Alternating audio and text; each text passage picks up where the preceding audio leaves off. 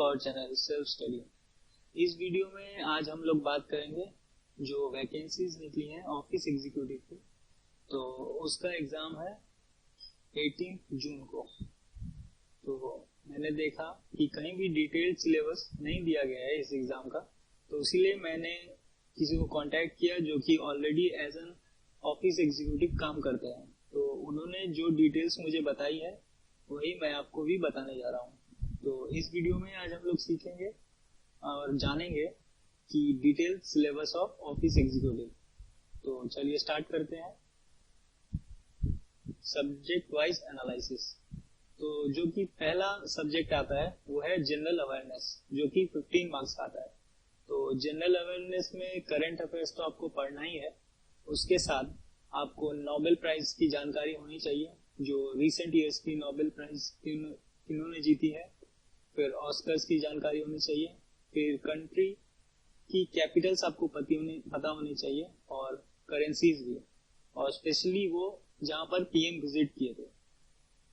और cabinet ministers आपको पता होने चाहिए कि कौन सा मंत्रालय किसके पास है।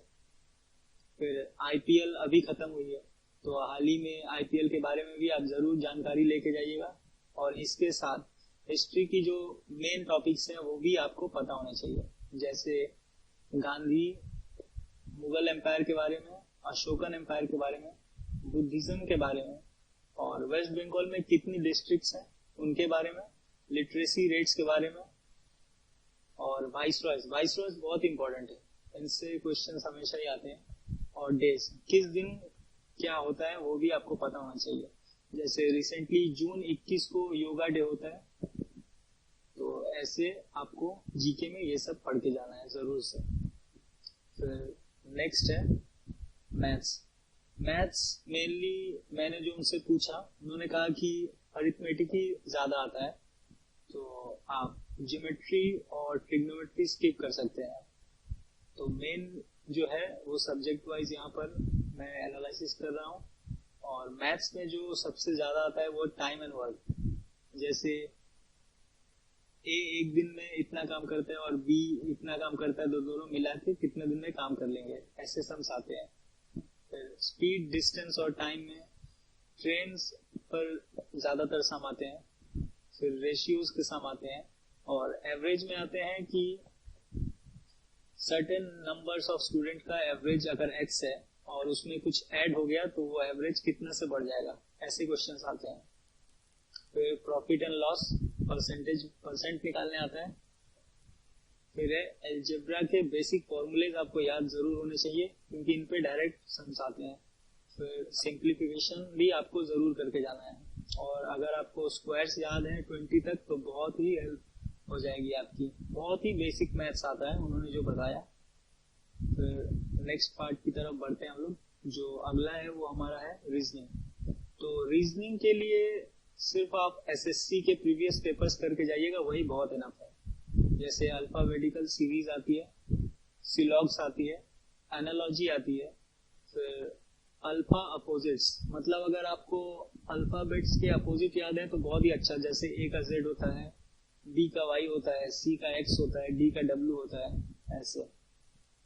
फिर न्यूमेरिक सीरीज भी आती है, वो भी काफी इम्पोर्टेंट है।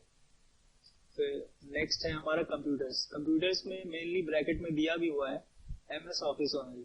तो आपको एमएस ऑफिस के शॉर्टकट्स पढ़ने हैं। जो जैसे ही आप एमएस वर्ड खोलते हैं उसमें देखिएगा एक साइड में टूल्स दिया रहता है, तो टूल्स के अंदर क्या क्या है वो भी आपको एक विजन होना चाहिए अपने दिमाग में। फिर है the basic view you observe when you open MS office tools, तो वही जो मैं अभी बता रहा था। फिर स्पेल चेक का शॉर्टकट क्या है, शायद F7 है। और हाइपर लिंक कैसे ऐड करते हैं, तो ये भी आपको याद रखना चाहिए।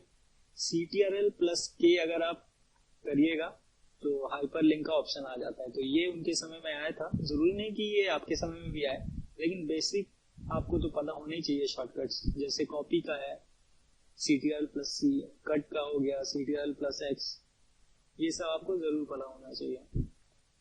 फिर जो हमारा अगला सेक्शन है, जो कि लास्ट सेक्शन है, वो है डाटा इंटरप्रिटेशन एंड सफिशिएंसी का। तो डाटा इंटरप्रिटेशन में आता है मेनली पाई चार्ट, और अगर टेबल आ गया तो बहुत अच्छा। टेबल थोड़ा आसान होता है पाई के मुकाबले। तो पाई चार्ट आपको मेनली देख के जाना है। टेबल और बार ग्राफ भी आ सकता है। और ये है 20 मार्क्स का आता है, ये 20 मार्क्स का आता है। माफ कीजिएगा, मैंने लिखना भूल गया था ये।